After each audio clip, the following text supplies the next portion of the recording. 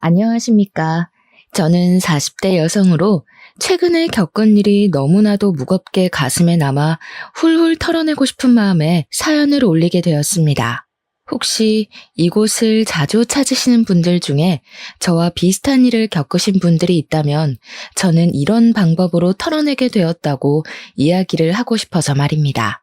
공감이 가실지 모르겠지만 제가 살아온 아주 기가 막힌 이야기를 풀어보도록 하겠습니다. 모쪼록 제 이야기를 끝까지 들어주시고 저에게 따뜻한 말 한마디 공감 한번 해주신다면 더할 나위 없이 기쁠 것 같습니다. 청취자 여러분들께서는 어릴 때 부모님과 헤어져 지내보신 적이 있으실지 모르겠습니다. 저는 어릴 때 부모님 두 분 모두 돈을 벌어야 하는 상황이었는데 제가 너무 어린 나이였기에 저를 맡길 데가 없어서 아이가 없는 이모 집에 저를 맡겨두었습니다. 이모는 결혼한 지 얼마 되지 않아 아이가 없었는데 제 나이 3살 때 이모 집에서 지내게 되었으니 3살이면 한창 예쁠 나이 아니겠습니까? 이모는 저를 정말 사랑으로 키워주셨습니다. 이모는 정말 친자식처럼 저를 돌봐주셔서 저는 이모 집에서 생활하는데 불편함이 하나도 없이 지낼 수 있었습니다. 거기다가 부모님께서 월급을 받으면 이모에게 저를 키우는 값이라고 생활비를 보태주셨기 때문에 이모가 더욱 저에게 복덩이라며 잘해주셨었습니다. 부모님께서는 제가 8살이 되면 집에 혼자 두어도 괜찮을 것 같다고 하시며 8살이 되면 꼭 같이 살 수 있게 데리러 오겠다고 약속을 해주셨습니다. 그게 제 나이 6살 때 한 약속이니까 저는 2년만 더 기다리면 부모님과 함께 살 수 있을 것이란 희망을 가지고 기다리게 되었습니다. 아무리 이모가 저에게 잘해주신다고 해도 친부모만큼은 아니지 않겠습니까? 이모는 서운해하시면서 부모 밑에서 자라는 게 좋지 하시며 저를 이해해 주셨습니다. 우리 이모는 제가 무서운 꿈을 꾸지 않도록 자기 전에 꼭 책을 읽어주시고 저를 끌어안고 사랑한다고 이야기를 해주셨습니다. 그러던 이모는 제 나이 7살 때 기적처럼 임신을 하게 되었습니다. 이모는 선천적으로 자궁이 약해서 임신이 어렵다는 이야기를 들었었는데 기적처럼 생긴 아이라며 정말 기뻐했고 이모부 또한 그런 이모를 공주처럼 받들었습니다. 저는 드디어 친척 동생이 생기게 되어서 참으로 기뻤습니다. 동생이 정말 가지고 싶었었는데 부모님께서는 동생을 낳을 형편이 되지 않아서 안 된다고 하셨었거든요. 친구들이 동생 자랑을 할 때마다 그렇게 배 아팠는데 저에게도 동생이 생긴다고 하니까 뛸 듯이 기뻤습니다. 제가 8살이 되기 직전 이모는 사촌 동생을 출산했고 저는 우는 것밖에 할 줄 모르는 아기를 보면서 정말 신기하고 작고 예뻐서 어쩔 줄 몰랐습니다. 그런데 8살이 되면 저를 데리러 오겠다고 하신 부모님께서 1년만 더 기다려줄 수 없겠냐는 말을 하셨습니다. 잘은 모르겠지만 이모와 부모님께서도 은근히 소리를 높이며 싸우셨던 것 같습니다. 저는 8살이 되기만 손꼽아 기다렸는데 1년을 더 기다려야 한다고 하니 주눅이 잔뜩 들었습니다. 하지만 더욱 저를 힘들게 했던 것은 오로지 저를 위해 하루를 살아왔던 우리 이모가 그때부터 저는 군 식구 취급을 하기 시작하셨다는 것입니다. 저는 당연히 사촌 동생이 갓난아기였기 때문에 손이 많이 가고 사촌 동생을 위해 하루를 보내야 한다는 것 또한 이해를 하고 있었지만 그래도 서러웠습니다. 저도 고작 8살밖에 안 된 어린아이인데 당연히 질투가 나고 서운한 마음이 들지 않겠습니까? 너무나도 잘해주던 이모가 갑자기 저에게 차가운 말투를 쓰고 제가 방을 하나 차지하고 있는 것도 마음에 들어하지 않고 저를 귀찮아 하셨습니다. 저에게 이 방은 우리 아이가 써야 하는 방인데 하면서 계속해서 눈치를 주시니 저는 하루빨리 부모님의 품으로 돌아가고 싶다는 생각을 하게 되었습니다. 한 달에 한두 번 부모님께서 저를 보러 와주시긴 했지만 같이 사는 것과는 차원이 달랐으니까요.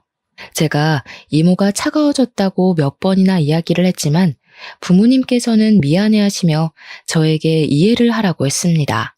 이모에게도 소중한 존재가 생긴 것이라고 하시면서요.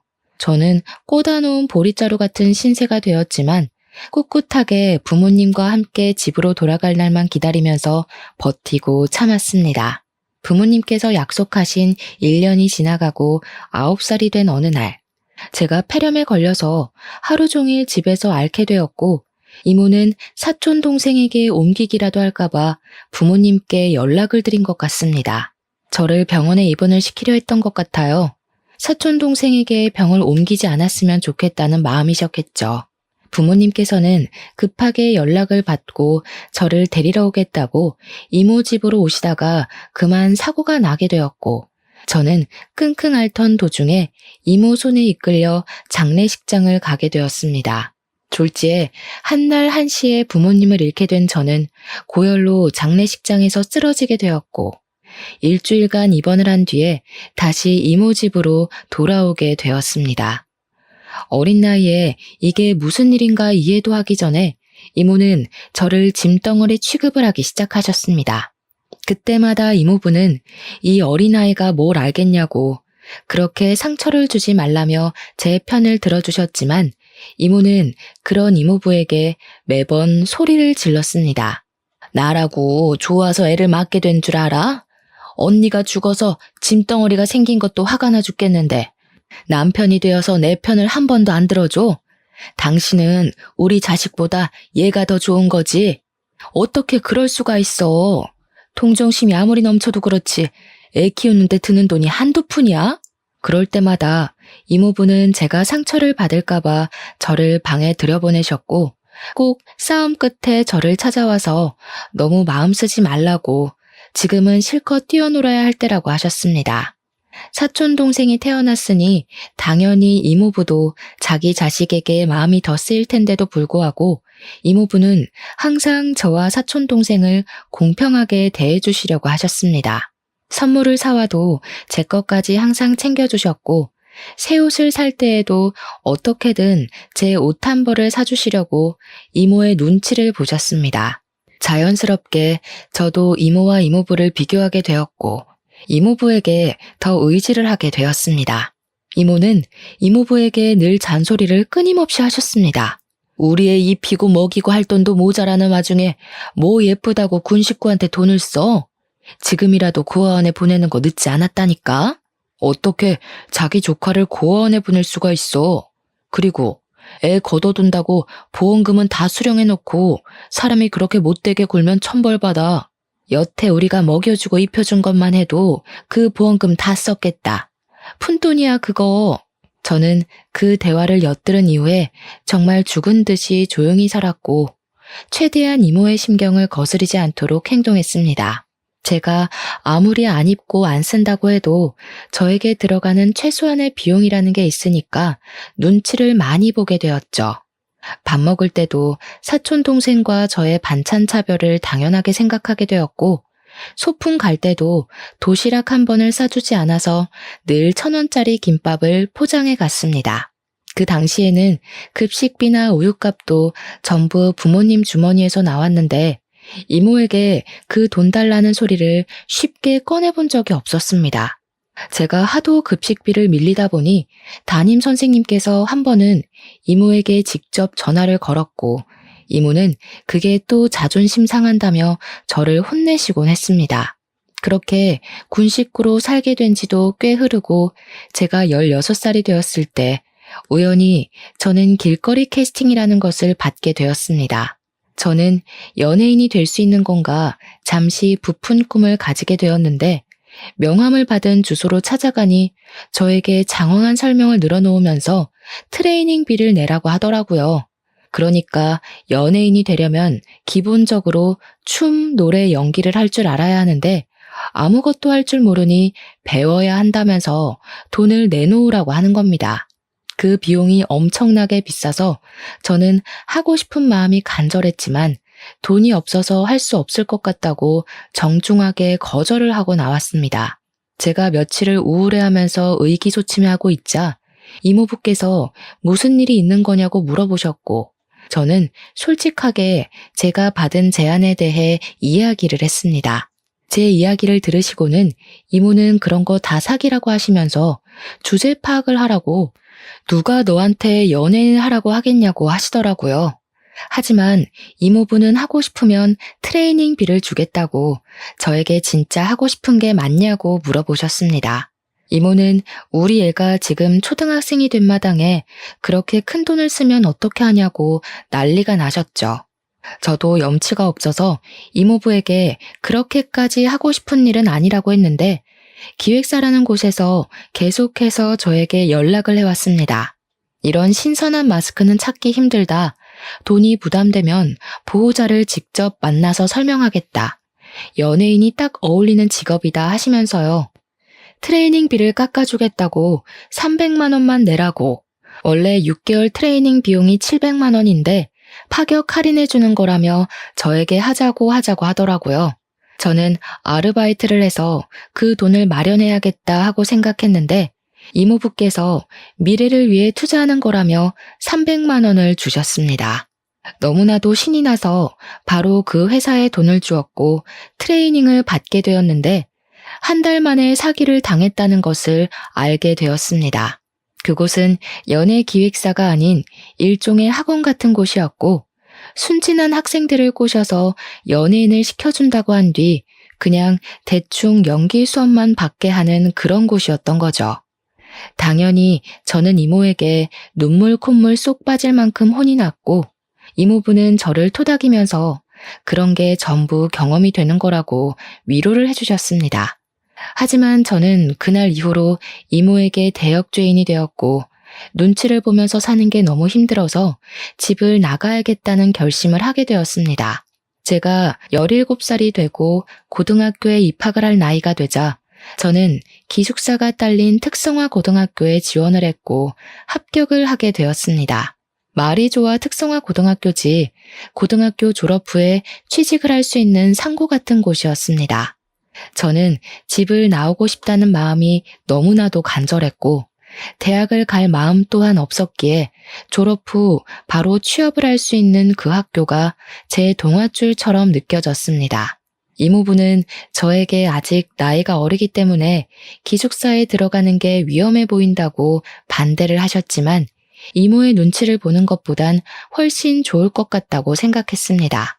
거기다가 이모가 드디어 저를 치울 수 있다고 생각을 한 건지 결정을 참 잘했다며 고등학교 등록금은 내주시겠다고 선심을 쓰셨거든요.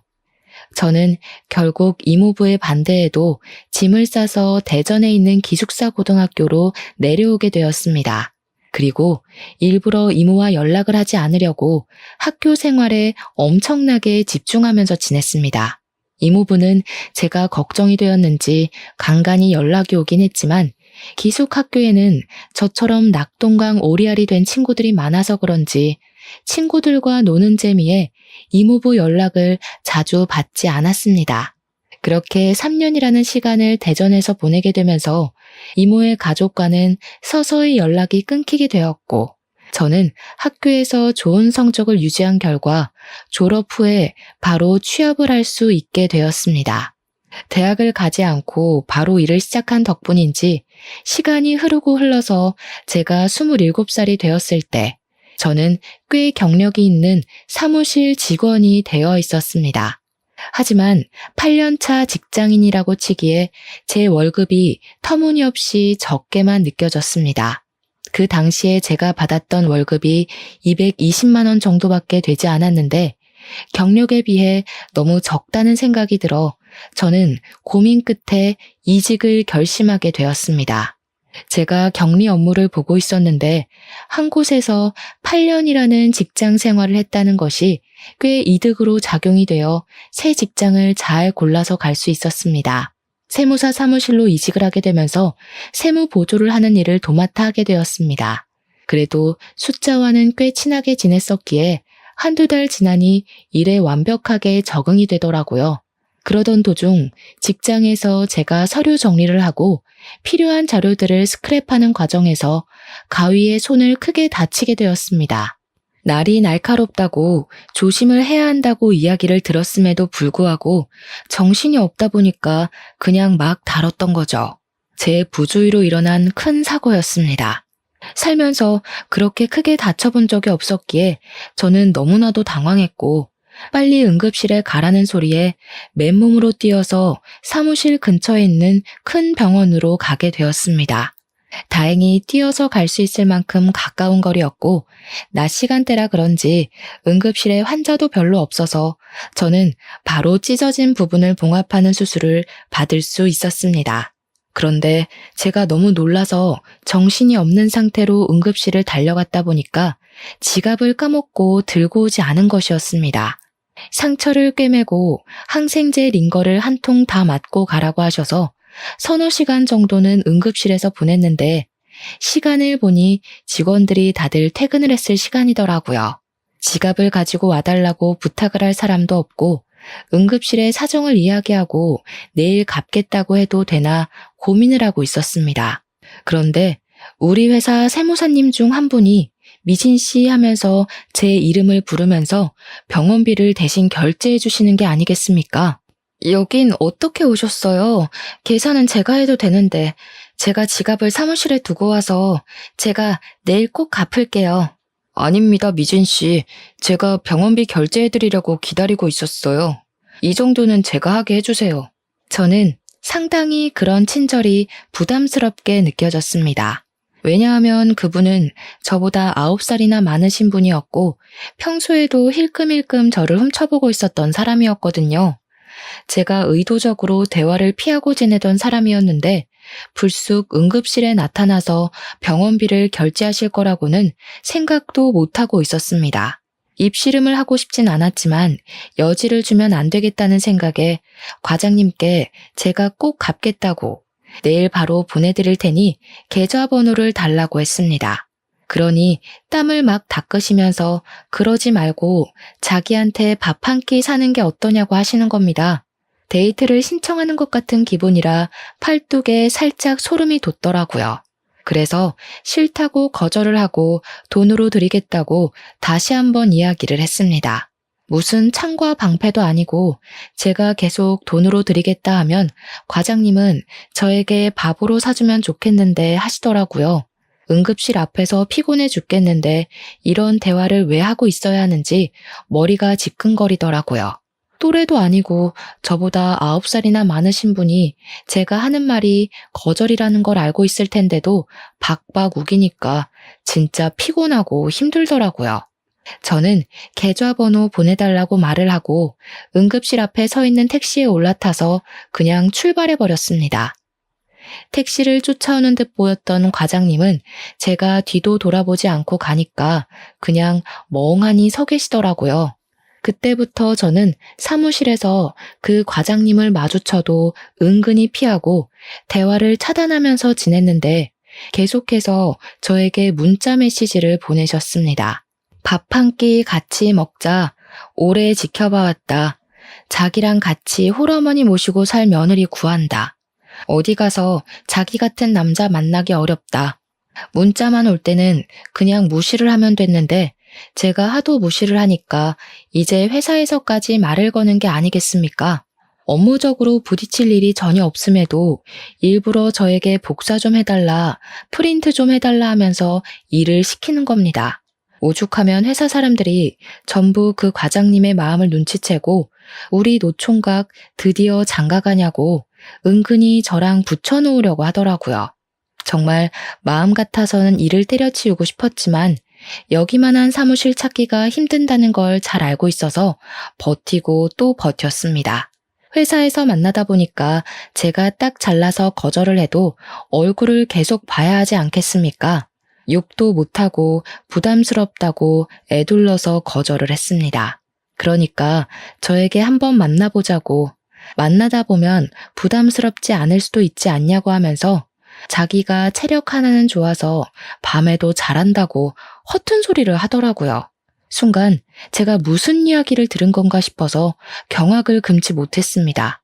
저는 바로 대표님을 찾아가서 그 과장님 때문에 일을 못하겠다고 저한테 밤일을 잘한다는 미친 소리까지 했다면서 어떻게 좀 해달라고 부탁을 드렸습니다. 그러니 대표님께서 노총각이 외로우면 그럴 수도 있지 하고 별다른 제스처를 취해주지 않았습니다. 사직서를 내자니 당장 취업할 곳도 없고 저는 절벽에 내몰린 기분이 들었습니다. 그렇게 피말라가며 하루하루를 버티는데 어느 날 과장님이 회사 끝나고 저를 건물 앞에서 기다리고 있는 것 같더라고요. 계속 사무실 불 꺼지는 걸 확인하며 아래에 떡하니 서 있는데 의심이 들어서 뒷문으로 조용히 빠져나와 집으로 왔습니다. 근데 정말 정신 나간 놈이 야밤에 집에 찾아온 게 아니겠습니까? 우리 집은 어떻게 알아낸 건지 띵동띵동 벨을 누르는데 무슨 스토커 같더라고요. 문 좀 열어봐요. 미진 씨, 우리 이야기 좀 해요. 나를 여기까지 찾아오게 만들다니. 미진 씨도 여지 준 거 맞잖아요. 집에 잠깐만 들어갈게요. 이야기만 해요, 우리. 제가 정신 나간 것도 아니고 문을 열어주겠습니까? 바로 경찰에 신고를 했더니 세상이 흉흉해서 그런 건지 10분 만에 도착을 했더군요.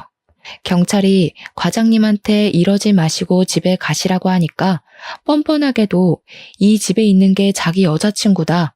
싸워서 화 풀어주러 온 거다 하면서 거짓말을 하더라고요. 문 뒤에 숨어서 듣고 있다가 너무 어이가 없어서 걸쇠를 걸고 문을 연 다음 그 틈으로 스토커라고 애인 사이 아니라고 경찰에게 울면서 호소를 했습니다.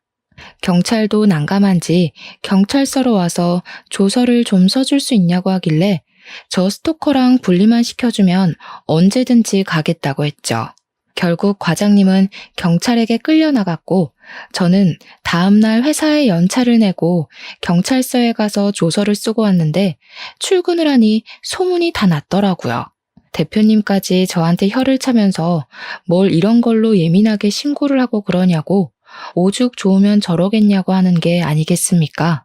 너무 화가 나서 앞뒤 생각도 하지 않고 일 그만두겠다고 하고 직장 내 괴롭힘으로 신고를 했는데 대표가 저 모양 저 꼴인데 뭐 진전이나 있었겠습니까?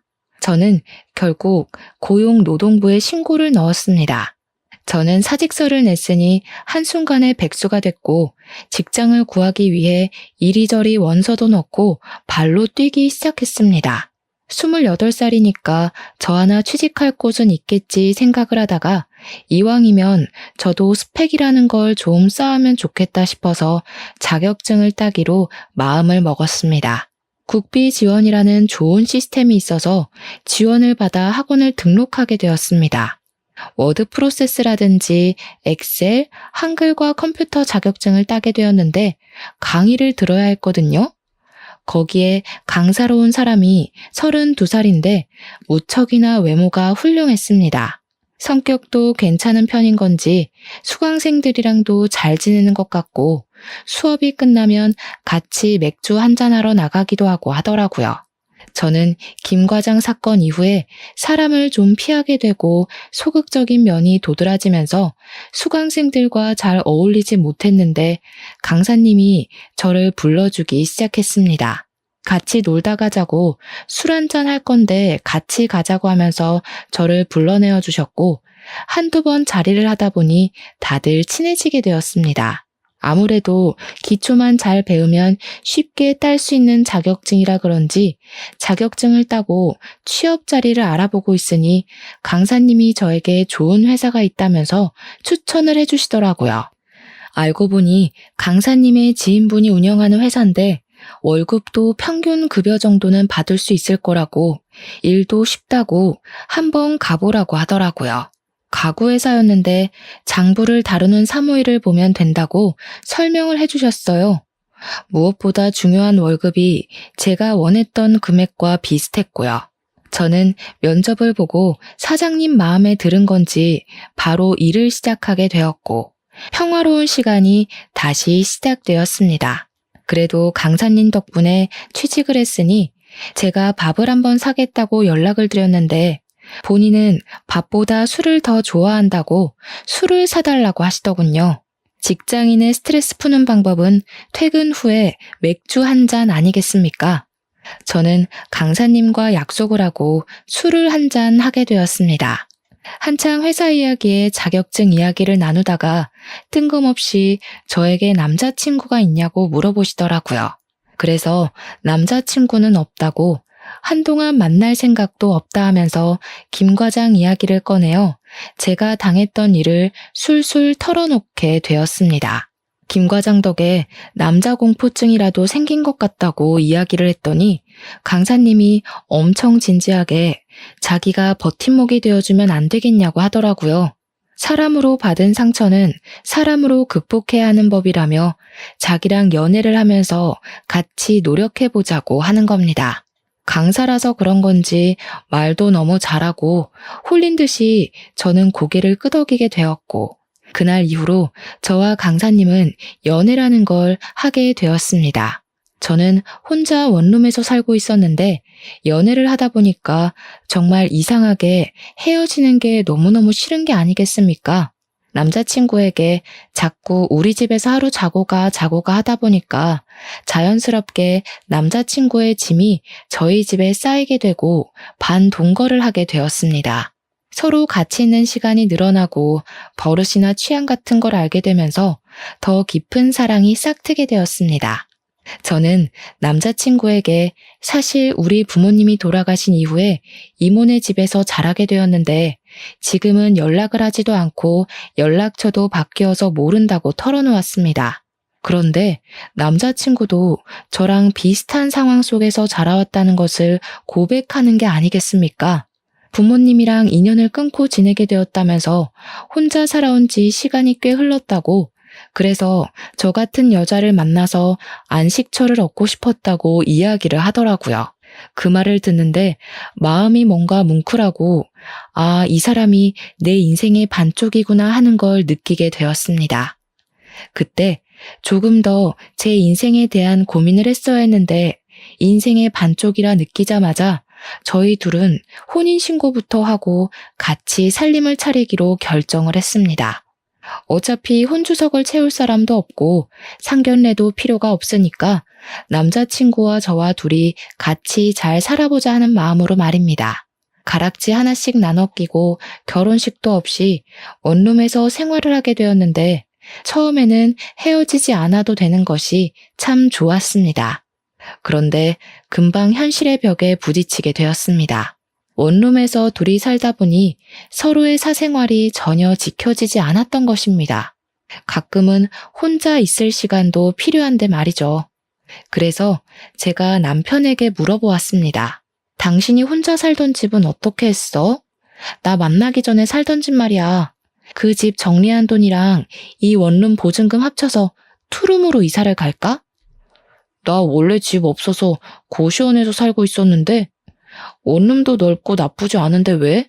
당신 강사일 오래 하지 않았어? 왜 집도 없이 고시원에서 살았어? 젊었을 때 돈 모으는 것만큼 바보 같은 짓도 없다던데. 당연히 놀고 즐기느라 돈 못 모았지. 알고 보니 그동안 사람들 만나서 돈을 펑펑 쓰느라 모아둔 돈이 하나도 없었던 것이었습니다. 동거할 때까지만 해도 제 위주로 생활을 하던 남편은 혼인신고를 하고 같이 살기 시작한 이후부터 완전 제 멋대로 행동하기 시작했습니다. 원래 강사 일을 할 때에도 그렇게 술 먹고 노는 걸 좋아하지 않았겠습니까? 결혼을 하고 나니 또 똑같이 술을 처먹느라 집에 늦게 들어오기 시작한 겁니다. 거기다가 무슨 연락이 그렇게 쏟아지는 건지 휴대폰이 쉴 틈이 없이 울려대더라고요. 처음에는 자중해라, 누구한테 이 시간에 연락이 오냐 하다가 점점 둘이 싸우는 시간이 늘어나게 되었고 결국 남편이랑 치고받고 싸우는 날이 늘어나기 시작했습니다. 소리를 지르며 싸우다가 서로에게 상처를 주고 결국 제가 남편의 자존심을 건드린 건지 뭔지 남편이 저에게 손찌검을 하더라고요. 술을 먹고 늦게 들어온 날 하필이면 카드값 고지서가 집으로 날라왔고 카드값이 250만 원이나 찍혀 있는 것을 보고 제가 바가지를 긁었거든요. 한 달에 버는 수입이 고작 250만 원 조금 넘는 주제에 카드값이 250만 원이 나오면 우린 언제 원룸 벗어나고 언제 애를 낳아 키워? 이거 다 술값이라는 거잖아. 술값. 정신 안 차려 정말? 그러면서 남편을 막 흔들어댔더니 술 먹고 왔는데 토할 것 같다면서 저를 팍 밀치더니 씩씩거리면서 자빠진 저를 발로 차는 게 아니겠습니까? 제가 어이가 없어서 남편을 멍한 눈으로 쳐다보니까 지도 실수했다고 생각을 한 건지 술 깨고 이야기를 하자면서 누워버리더라고요. 제가 주저앉아서 한참을 가만히 있다가 문득 제 처지가 너무 서글퍼서 눈물이 줄줄 나오더라고요. 다음날 퉁퉁 부은 눈으로 술이 깬 남편에게 이야기를 하는데 기억이 나지 않는다면서 모르쇠로 일관을 하더라고요. 제가 남편에게 나 발로 차고 때린 거 기억 안 나냐고 하니까 자기가 언제 그랬냐면서 생사람 잡는다고 화들짝 놀라는데 연기를 어쩜 그렇게 잘하는지. 그래도 저는 남편을 한번 믿어주기로 결심을 했는데 원래 처음이 어렵지 두 번째는 쉽지 않겠습니까? 그 뒤로 술을 마시고 들어와서 수가 틀리면 저를 발로 차더라고요. 나중에는 뺨까지 치는데 이건 아니다 싶었습니다. 이혼을 해야 하나 진지하게 고민을 하던 와중에 가지가지하는 남편이 바람을 피운다는 사실까지 알게 됐습니다. 울리는 휴대폰이 짜증나서 끄려고 눌렀는데 오늘 좋았어, 내일 또 보자 하는 문자를 보게 된 것입니다. 문자 메시지를 뒤져보니 그 여자랑 호텔에 들락날락한 예약 내역까지 다 보게 되었습니다. 며칠을 고민하고 증거를 어떻게 모아야 하나 하는 와중에 모르는 번호로 연락을 받게 되었고 자기가 제 남편의 여자친구라고 말을 하더라고요. 만나서 이야기를 하자고 해서 카페에 나갔는데 저를 보자마자 저에게 커피를 확 뿌리는 게 아니겠습니까? 나쁜 년, 네가 네 남자친구랑 바람난 년이지? 바람은 네가 난 거지.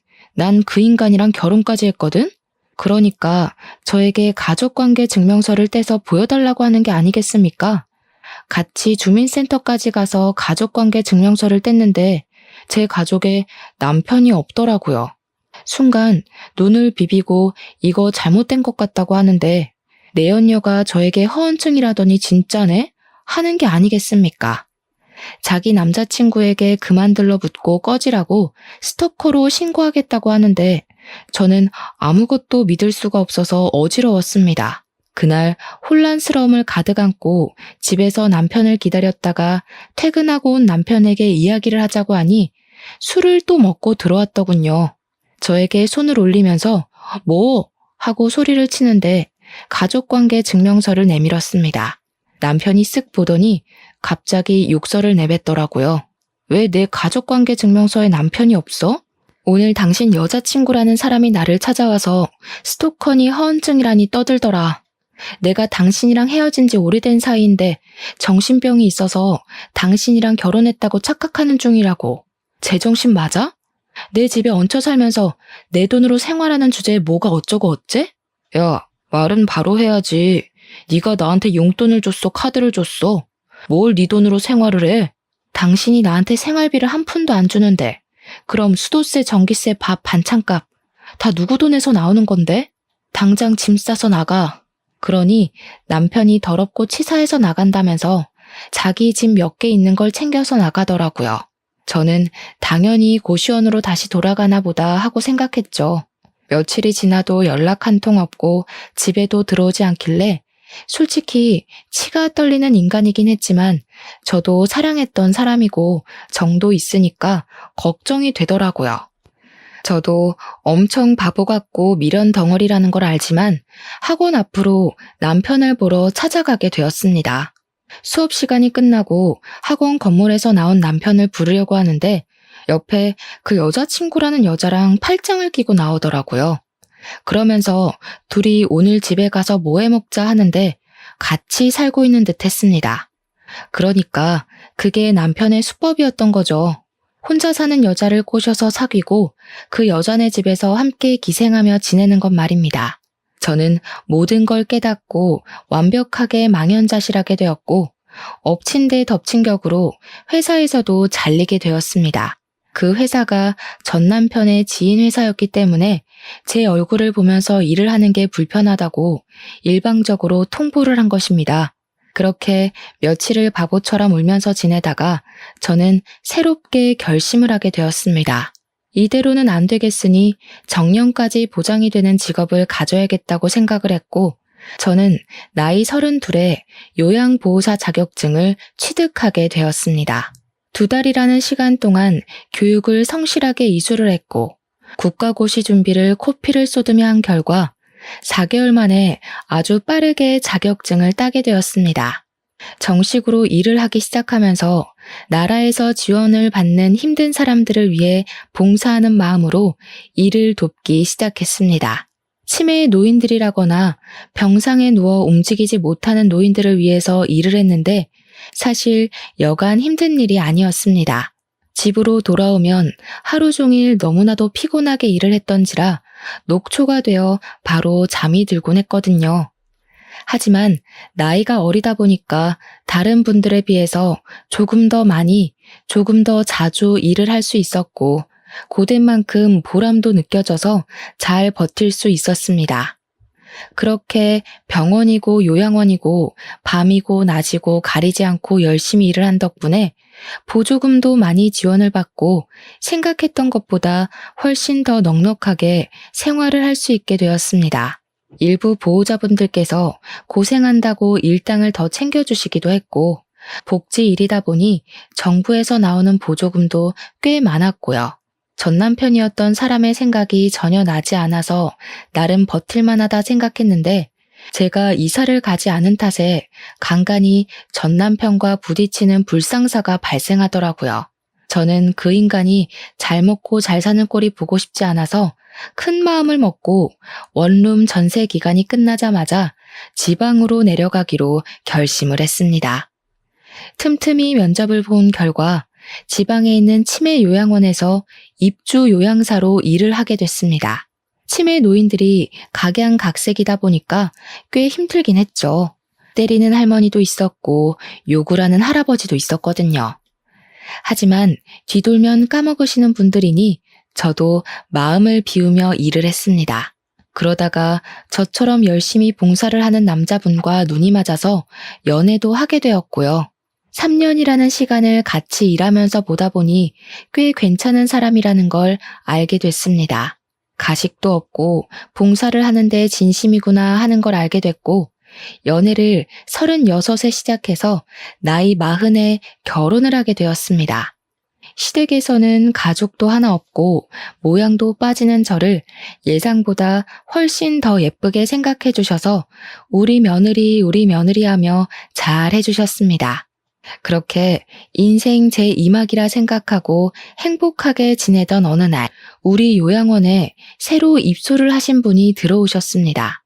인적사항을 보는데 우리 이모랑 이름이 똑같아서 이모는 잘 지내시나 싶었는데 그 입소를 하신 분이 진짜로 저희 이모인 겁니다. 이모부가 보호자로 따라오셨더라고요.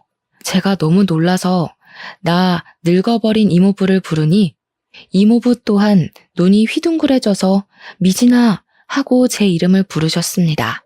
제 손을 잡으시면서 잘 지냈냐, 어디 아픈 데는 없냐 하면서 저를 이리저리 살피시더라고요. 이모부는 잘 지내셨어요? 아니, 이모가 치매에 걸리셨어요? 사촌 동생은 어디 가고 이모부 혼자만 오셨어요.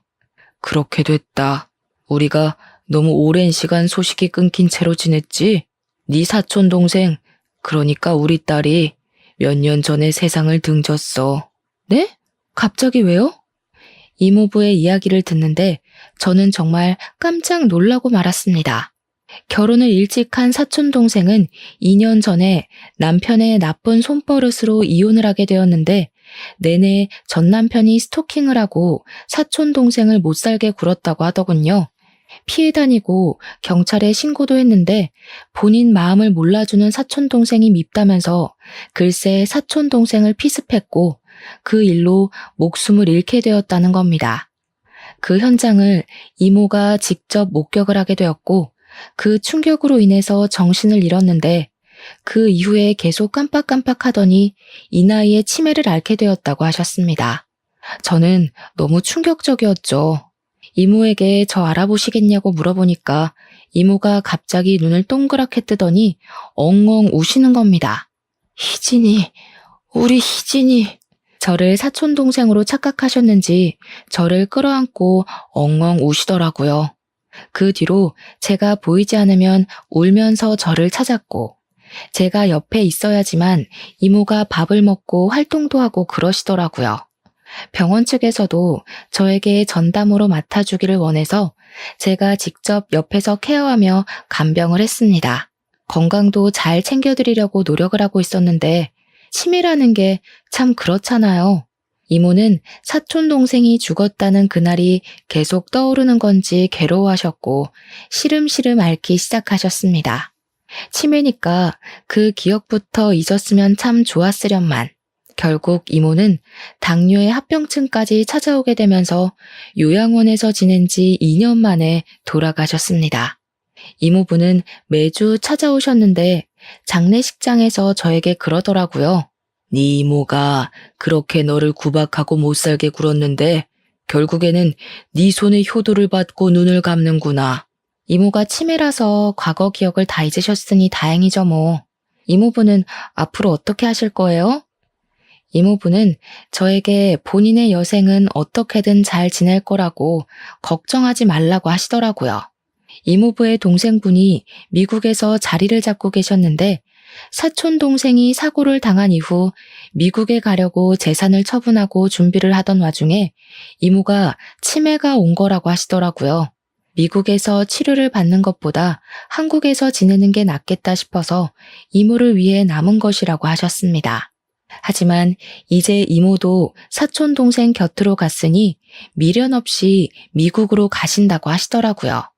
그러면서 저에게 결혼도 했다고 들었는데 혼주석도 못 채워줘서 미안하다고 하셨어요.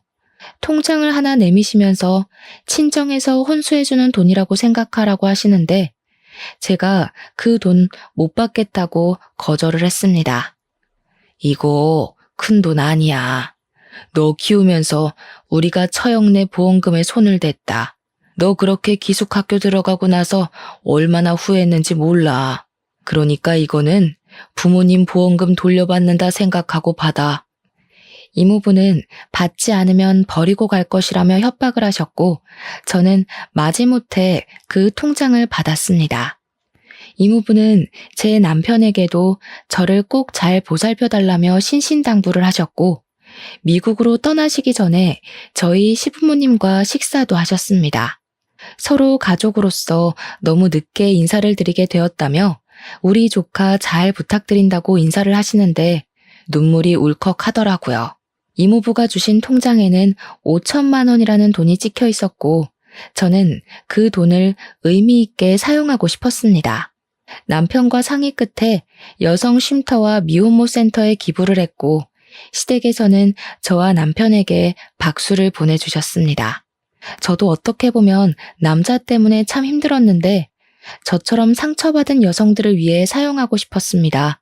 덕분에 지금까지도 이모부와는 간간히 연락을 하면서 남편과 성실하게 잘 살고 있습니다.